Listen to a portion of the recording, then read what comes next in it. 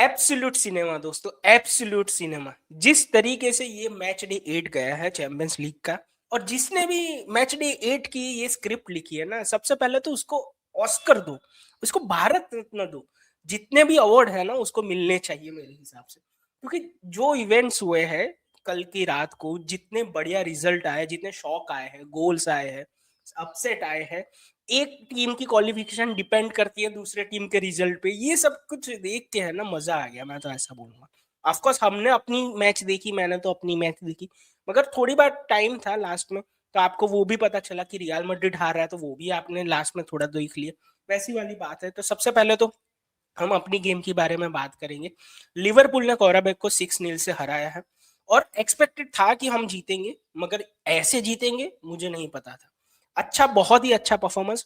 मैं कहूंगा कि स्टार्टिंग में है ना वो इंजरी हो गई, उसकी वजह से मुझे थोड़ा नर्वसनेस हो गई कि क्या हम वो ड्रॉ हो ना हो जाए, कुछ ऊपर नीचे ना हो जाए, क्योंकि हमारा भी क्वालिफिकेशन फिक्स नहीं था। मतलब ऑफ कोर्स आपका चांस था कि भाई आप टॉप 8 में ज्यादा फिनिश करोगे, मगर अगर हम हार गए या ड्रॉ हो गया और बाकी के टीमों के रिजल्ट अच्छे आ गए, तो हम 9th पे 10th पे जा सकते थे।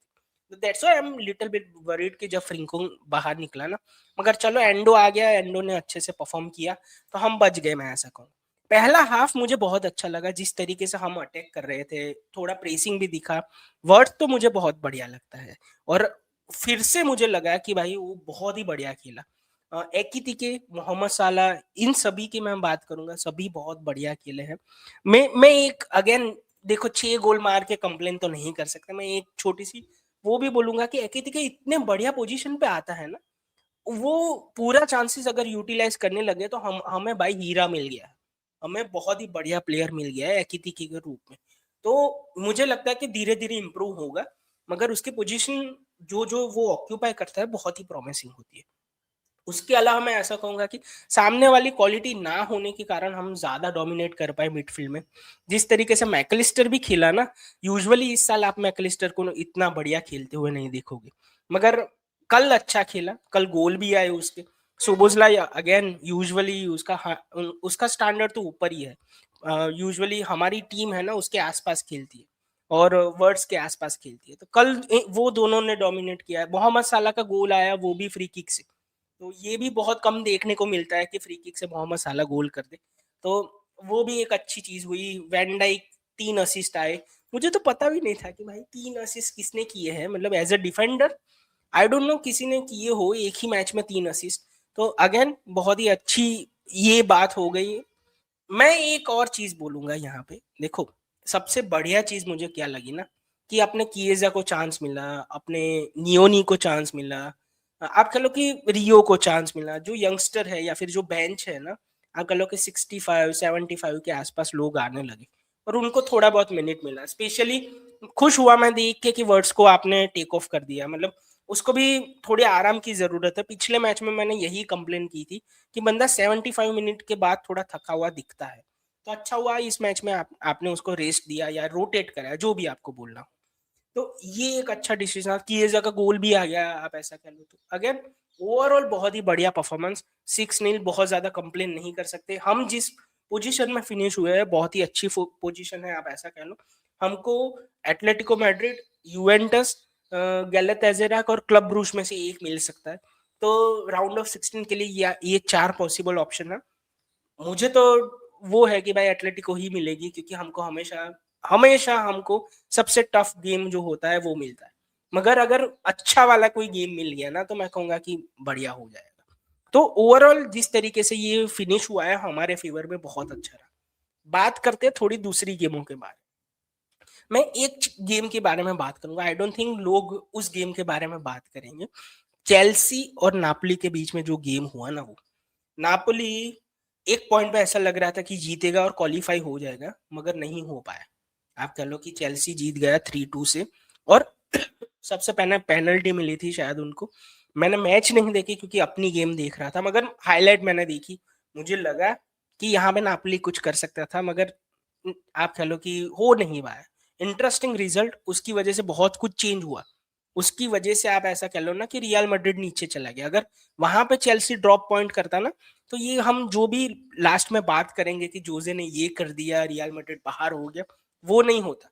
जैसे आपने देखा कि भाई न्यू कासल बाहर हो गया, मतलब बाहर मतलब कि टॉप 8 के बाहर हो गया। अगर सेम चीज होती ना, तो यहाँ पे आप ऐसा भी देखते कि चेल्सी टॉप 8 के बाहर हो जाता और रियल मैड्रिड टॉप 8 में रहता। तो ये वाला रिजल्ट जो चेल्सी ने जीता है ना, बहुत ही इंपॉर्टेंट है रियल मैड्रिड के टॉप 8 में ना होने का। ऑफ कोर्स बेंफिका ने जो जिस तरीके से हराया, आप कह लो सिटी ने अपना मैच जीता, और सिटी सिटी का तो टॉप 8 का क्वालिफिकेशन डिपेंड करता था कि रियल मैड्रिड पॉइंट ड्रॉप करे उस पर। तो ये सब कुछ हुआ। अभी हम थोड़ा बहुत बारसा के बारे में भी बात करें, मैंने तो एक्सपेक्ट किया था कि बारसा जीतेगा और जीत गया। ऑफ कोर्स लोग बोल सकते हैं कि भाई पहला हाफ उतना अच्छा नहीं था और उसके बाद उन्होंने अच्छा कमबैक किया, और अगेन एक्सपेक्टेड था, बहुत ज्यादा उस पर मैं जोर नहीं दूंगा। बात करेंगे जो स्टोरी है जिसके बारे में सभी लोग बात करने वाले उस पर, कि रियल मैड्रिड इतनी बढ़िया पोजीशन पे था, थर्ड पे था, थर्ड पोजीशन पे रियल मैड्रिड था, उनको सिर्फ ड्रॉ चाहिए था। और बेंफिका जो आप ऐसा कह लो कि किसी ने उनको चांस नहीं दिया था। कोई भी बंदा अगर बोलता है कि उनको लगा था कि बेंफिका ये मैच जीतेगा, भले ही अपने होम पे हो, वो मैच जीतेगा, मुझे लगता है कि अभी वो झूठ बोल रहे हैं। मैच के पहले किसी ने नहीं बोला होगा, क्योंकि एम्बापे भले ही आप कह लो कि रियल मैड्रिड थोड़ा अभी ट्रांजिशन से जा रहा है, मैनेजर चेंज हुआ, उतना फॉर्म ऊपर नीचे रहता है, इनकंसिस्टेंट है, मगर इंडिविजुअल क्वालिटी जो है एम्बापे, विनीशियस, बेलिंगम, अपने दम पे लोग जीताते हैं मैच। और कल भी ऐसा ही होने वाला था, मुझे तो लगा कि शायद 3-3 हो जाता, मगर ना हुआ, वो अच्छा हुआ, मैं तो खुश हूँ उससे। तो स्टोरी तो आपको पता होगी, अगर ना पता हो तो मैं बता देता हूँ क्या हुआ। कि भाई सबसे पहले तो एम्बापे ने गोल कर दिया, मगर उसके बाद बेनफिका ने गोल की, दूसरा गोल किया, तीसरा गोल किया, भाई 3-1 हो गया था। और मुझे लगा कि ये तो शौक है भाई, मतलब।